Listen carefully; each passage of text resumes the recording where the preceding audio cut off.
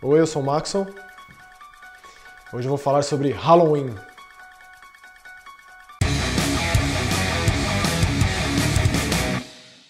Quando o primeiro Halloween foi lançado, em 1978, o gênero do slasher já tinha sido criado, né? O primeiro filme considerado dentro desse subgênero do terror é o Massacre da Serra Elétrica, de 64. E depois teve um outro grande exemplo, que é o Black Christmas, que também tem um assassino que mata um monte de mulher numa espécie de uma irmandade, onde só tem mulheres. Eu recomendo muito esse Black Christmas. Mas foi o Michael Myers, o Halloween e o John Carpenter que trouxe a ideia desse assassino pra cidade. De verdade, assim. Então eu lembro quando eu assisti Halloween a primeira vez, foi depois de Jason e Fred, e eu já era muito fã dessas coisas e já via isso com certa alegoria, da forma errada, admito, mas o Halloween ele tinha um quê a mais de invasão domiciliar, digamos, assim, que incomodava, porque era na vizinhança, assim. E isso incomodava muito mais do que aquela ideia do Massacre da Serra Elétrica, de uma família isolada, ou mesmo do Jason, que era um acampamento, e tudo meio que isolado. É a civilização que vai até lá, e não o contrário no caso do Michael Myers. Então é legal também pensar que o Halloween, quando saiu, o John Carpenter ele tinha de 29 para 30 anos, a Deborah Hill, que era a produtora dele, que também ajudou ele a escrever roteiro. Não fica muito claro se eles têm um relacionamento, mas, assim, pra mim, no decorrer da carreira dos dois, fica um negócio meio Hitchcock e Alma, assim. Os dois se ajudando e produzindo as coisas uns dos outros. E o Halloween, ele introduziu a figura do Michael Myers. É uma coisa assim, é legal você... Tem muita gente que diz que o Michael Myers é a figura mais assustadora de todos os assassinos mascarados por conta da neutralidade da máscara que ele veste. Mas se a gente pegar o filme pra analisar... é um dos que tem mais substância, digamos. Porque ele começa... Você vê o Michael criança.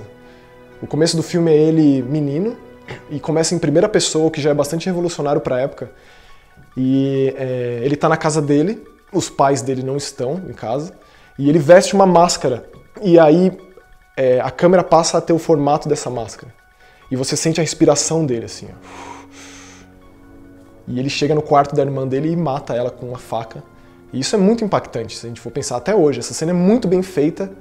E se a gente pensar ainda que essa cena vem diretamente depois dos créditos iniciais, e que esses créditos eles são acompanhados de provavelmente a trilha sonora mais assustadora de um filme de terror, ou pelo menos uma das mais marcantes, que é composta pelo John Carpenter, que ele é o grande músico, é inacreditável. Quem que não lembra do... É surreal. E como o filme mostra os créditos do lado com aquela abóbora chegando cada vez mais próximo. Sei lá, apesar dele ter feito o 13º, Assalto ao 13º DP, que é um filme de ação maravilhoso, antes, ele se declarou mestre do horror ali. Ele fez muitos filmes de terror depois disso.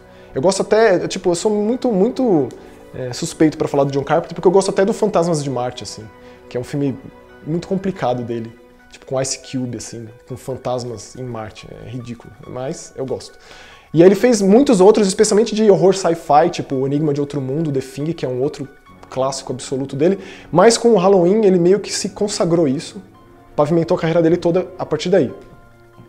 O Michael Myers, então, depois de assassinar a criança, ele é hospitalizado, isso não mostra no filme. Mostra a criança, os pais chegando, tirando a máscara da criança, e ele com aquela cara atônita do tipo, o que eu acabei de fazer, como se não tivesse sido ele. E depois tem uma elipse de muitos anos, e para essa Haddonfield, Illinois, uma cidade fictícia, com um grupo de adolescentes no colégio e às vésperas do Halloween. Concomitante a isso, tem essa clínica psiquiátrica que um maluco foge de lá às vésperas do Halloween. O Halloween original ele é um filme de baixo orçamento, basicamente um filme independente, ele não é um filme de estúdio. O único ator grande que está no elenco é o Donald Pleasence, que faz o Dr. Loomis, que é o cara que cuida do Michael Myers. É o único que sabe o perigo iminente que existe nessa pessoa e que vai atrás dele, de capturá-lo.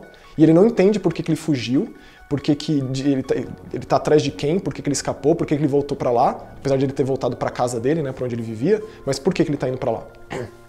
E o filme não... Assim, a exemplo de todos os filmes da época, ele não tem muitos porquês.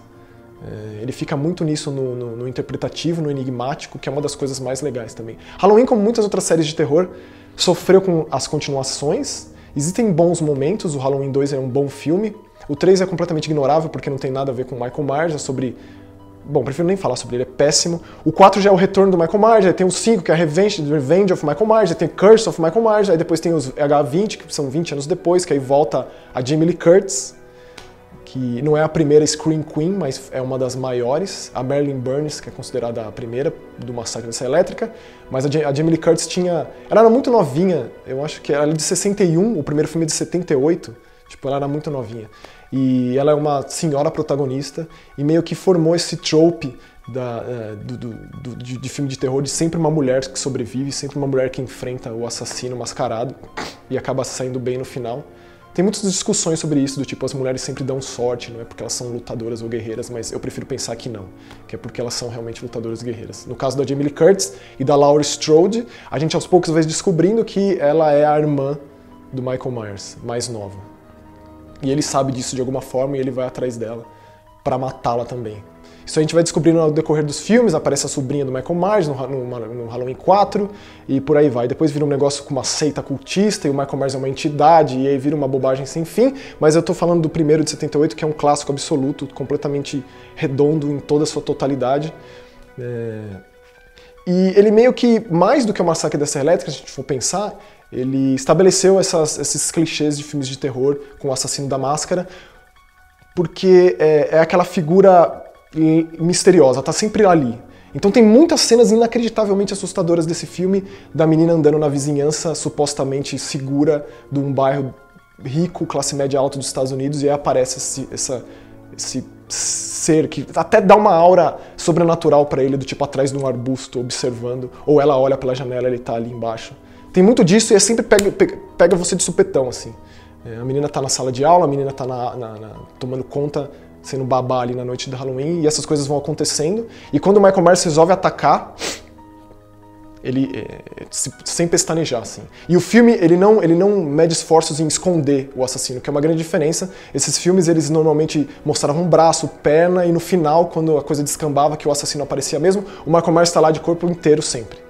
Meio que no canto, escondido, mas você já vê a figura dele de sempre, e isso é muito importante para a construção do filme, porque quando ele começa a matar, é realmente assustador, e um nível diferente do que a gente vai ficar acostumado com Jasons. Não menosprezando o Jason, claro, mas é diferente. Então, assim, o Michael Myers deu essa impressão desse tipo de figura assustadora poder existir e poder entrar pela janela da sua casa e matar você e toda a sua família. Então, assim, é claro que isso levou, como eu já disse, né, muitas continuações, foi um legado infinito. Eu vou me ater ao original e vou falar um pouquinho do jogo que teve. Em 83, 5 anos depois, saiu um jogo de Atari. E se você jogou os jogos de terror na época do Nintendinho do Atari, você sabe que são todos uma porcaria sem tamanho. Eu acho que o Michael Myers, o Halloween, é de uma empresa chamada Wizard Games, que também fez o jogo do Massacre da Serra Elétrica, que é exageradamente complexo. O Halloween é mais simples. Você joga com uma supostamente Laurie Strode, porque na verdade é tipo um amontoado de pixels e cores. E ela tem que salvar uma criança, que eu imagino que seja o menino que ela tá tomando conta no primeiro Halloween, que vira uma figura muito importante nos outros filmes. E o legal é que toda vez que o Michael Myers aparece, a tela é dividida em duas, assim, em duas partes, você pode subir um andar, assim. Sempre que o Michael Myers aparece pra matar a Laurie, faz a musiquinha. Fica muito chato depois de um tempo, mas é legal a gente pensar que no Atari tinha uma musiquinha. E eles conseguiram traduzir bem pro MIDI a música original do John Carpenter.